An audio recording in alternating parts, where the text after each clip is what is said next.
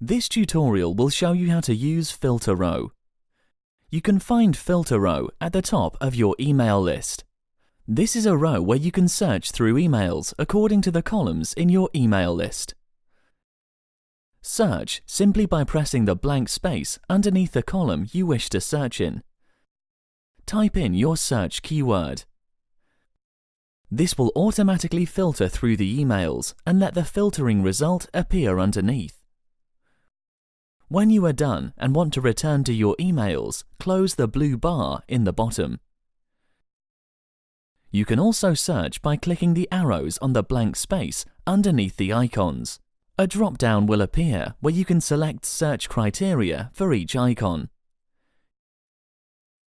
You can find Filter Row in various places, for instance, under Emails, Contacts, and Mailing List, where it has the same functionality to filter through and across the lists you are working in.